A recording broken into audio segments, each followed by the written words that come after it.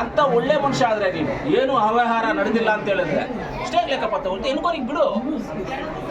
ಎನ್ಕ್ವೈರಿಗೆ ಬಿಡಪ್ಪ. ನೀನು ಒಳ್ಳೆಯವನು, ನಾನು ಒಪ್ಕೊಳ್ತೀನಿ, ನಿಜ ನೀನು ಒಳ್ಳೆಯವನು. ಯಾಕೆ ಸ್ಟೇಗೆ ತಗೊಂಡಿದ್ದೀರ?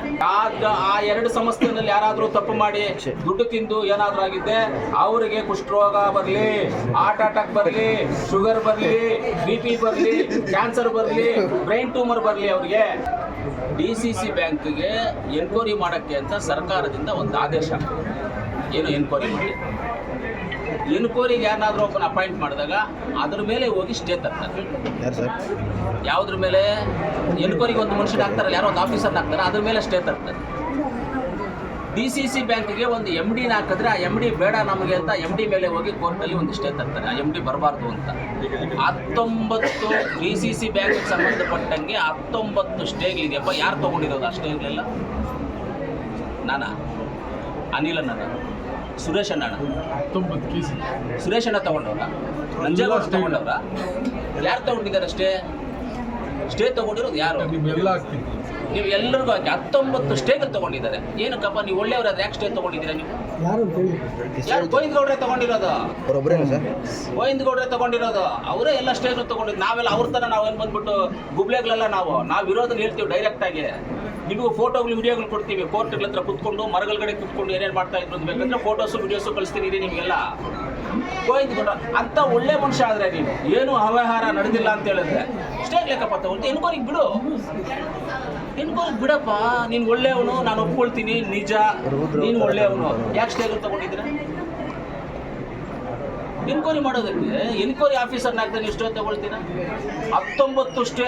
ಎಷ್ಟು ನಿಮ್ಮ ಬಾಯಿನ ಒಂದ್ಸಲ ಹೇಳ್ರಿ. ಅದನ್ನ 19 ಹಂಗೆ 19 ಸ್ಟೇಗಳು ತೊಗೊಂಡಿದ್ದೀರಾ. ಯಾಕೆ ತೊಗೋಬೇಕು ಸ್ಟೇ? ಹಂಗೆ ನೀವು ಎನ್ಕ್ವೈರಿ ಮಾಡೋದು, ಎನ್ಕ್ವೈರಿ ಆಫೀಸರ್ ಆಗ್ತಾಗ ಎನ್ಕ್ವೈರಿ ಆಗಲಿ. ನೀವು ತಪ್ಪು ಮಾಡಿಲ್ಲ, ಎಸ್ ರೈಟ್ ಅಕ್ಸೆಪ್ಟೆಡ್, ನೀವು ತಪ್ಪು ಮಾಡಿಲ್ಲ, ಎನ್ಕ್ವೈರಿ ಮಾಡಲಿ ಬಿಡಿ. ನನಗೆ ಏನಾಗಿದೆ ಅಂತ ನನಗೆ ಗೊತ್ತಿಲ್ಲ. ನಾನೇ DCC ಬ್ಯಾಂಕಲ್ಲಿ ಇದ್ದಿಲ್ಲ, DCC ಬ್ಯಾಂಕಲ್ಲಿ ಹೋಗಿಲ್ಲ. DCC ಬ್ಯಾಂಕ್ ಡೈರೆಕ್ಟರ್ಸ್ ಇಬ್ಬರು ಇದ್ದಾರೆ. ಇಬ್ಬರು DCC ಬ್ಯಾಂಕ್ ಡೈರೆಕ್ಟರ್ ಇಬ್ಬರು ಇದ್ದಾರೆ. ನೀಲಕಂಠ ಕೊಟ್ಟಿದ್ದಾರೆ, ಅನಿಲ್ ನಾನು ಇದ್ದಾರೆ, ಇಬ್ಬರು ಇದ್ದಾರೆ. DCC ಬ್ಯಾಂಕಲ್ಲಿ ಅವ್ಯವಹಾರ ನಡೆದಿದೆಯೋ ಇಲ್ವೋ ನನಗೆ ಗೊತ್ತಿಲ್ಲ, ನಾನು ಹೇಳೋದಿಲ್ಲ. ಸರ್ ಈಗ ಎನ್ಕ್ವೈರಿಗೆ ಹಾಕಿದಾಗ ಯಾಕೆ ನೀವು ಸ್ಟೇ ತಗೊಂಡ್ಬರ್ತೀರಾ? ಅಲ್ಲಿ ನೀವು ತಪ್ಪು ಮಾಡಿದ್ದೀರ ಅಂತ ನಾವು ಅನ್ಕೊಳ್ತೀವಿ. ಸ್ಟೇಜೆಲ್ಲ ವೆಕೆಟ್ ಮಾಡಿಸ್ಕೊಂಡು ಬನ್ನಿ, ಎನ್ಕ್ವೈರಿ ಆಗೋದಾಗಲಿ. ಎಲ್ಲ ಇಷ್ಟೊಂದು ಎನ್ಕ್ವೈರಿಗಳಿಗೆಲ್ಲ ಆಗಿತ್ತು. ಕೋರ್ಟಲ್ಲಿ ಇವಾಗ ಸ್ಟೇ ಇರೋದ್ರಿಂದ ಎಲೆಕ್ಷನ್ ಆಗಿಲ್ಲ. ಈಗ ಸೇಮ್ ಕ್ವಶನ್ ಕೋಮಲ್ಗೆ ಪ್ರಶ್ನೆ ಮಾಡ್ತಾರೆ.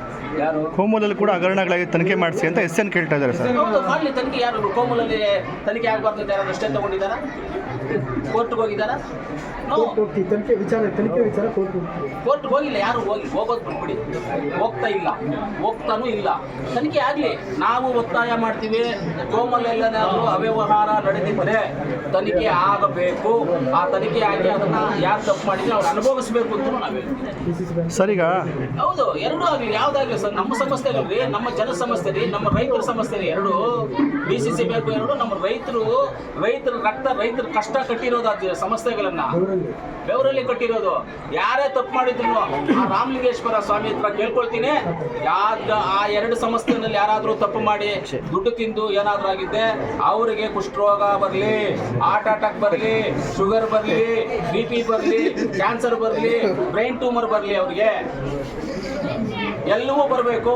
ಯಾರಾದರೂ ಅದರಲ್ಲಿ ದುಡ್ಡು ತಿಂದಿರೋರಿಗೆ ಅವ್ಯವಹಾರಗಳು ಮಾಡಿದ್ರೆ ಇದೆಲ್ಲ ಬರಲಿ. ಅವ್ರಿಗೆ ಕೋರ್ಟಲ್ಲಿ ಸ್ಟೇ ವೆಕೆಟ್ ಮಾಡೋಕ್ಕೆ ಫಸ್ಟ್ ಅವ್ರನ್ನ ಸ್ಟೇ ನಾನು ತೊಗೊಂಡು ಕೇಸ್ ವಾಪಸ್ ತೊಗೊಳಕ್ಕೆ ಎನ್ಕ್ವೈರಿ ಆಗಲಿ. DCC ಬ್ಯಾಂಕ್ ಎನ್ಕ್ವೈರಿ ಆಗಲಿ. ಏನೇನಿದೆ ಎಲ್ಲ ಎನ್ಕ್ವೈರಿ ಆಗಿಬಿಟ್ಟು ಒಂದು ಕಡೆಯಿಂದ. ನಮ್ಮ ಹತ್ರನೂ ವಿಡಿಯೋಸ್ ಇದ್ದಾವೆ, ಫೋಟೋಸ್ ಇದ್ದಾವೆ, ಎಲ್ಲ ಇದ್ದಾವೆ. ನಾವು ಎತ್ಕೊಂಬಂದು ಕೊಡ್ತೀವಿ ಒಂದು ದಿವಸ ಮೀಡಿಯಾ.